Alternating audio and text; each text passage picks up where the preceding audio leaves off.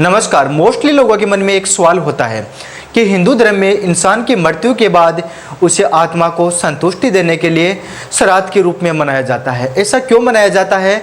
झूठी गवाही की सजा आज भी भुगत रहे हैं 4 लोग। श्राद्ध को बताया था झूठा। हिंदू धर्म में किसी की मृत्यु के बाद आत्मा को शांति के लिए पिंडदान किया जाता है। ऐसा माना जाता है कि मृत्यु के बाद पिंडदान के रूप में जो दान दिया जाता है वही मर्द आत्मा को भोजन के रूप में प्राप्त होता है। रामायण में एक कथा पढ़ने को मिलती है जिसको बताया जाता है कि माता सीता ने अपने ससुर को पिंडदान किया तो वहां मौजूद प्राणियों ने श्री राम से झूठ बोला था।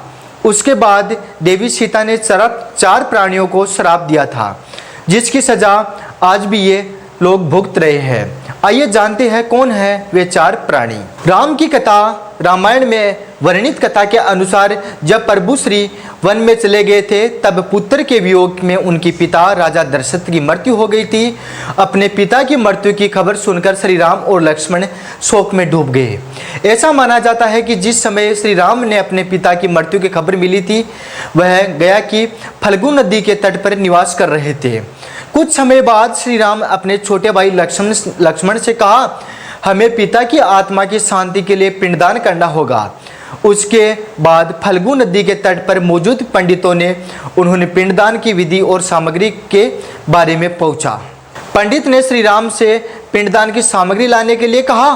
तब अपने भाई को कहने पर श्री लक्ष्मण पास ही पिंडदान की सामग्री लाने चले गए।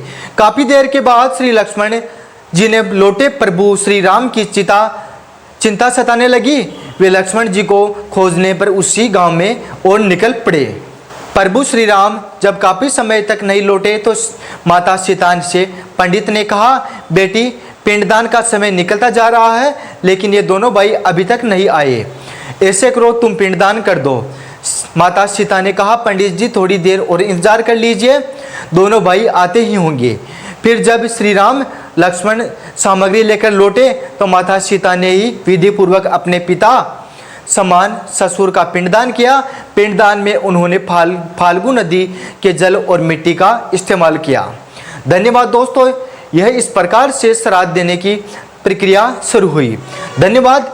आज के लिए इतना ही। मिलते हैं एक ब्रेक के बाद एक बड़ी अपडेट के साथ। आप जुड़े रहिए द बम्बार्ड के साथ। मैं हूं आपका दोस्त और होस्ट सुनील। धन्यवाद।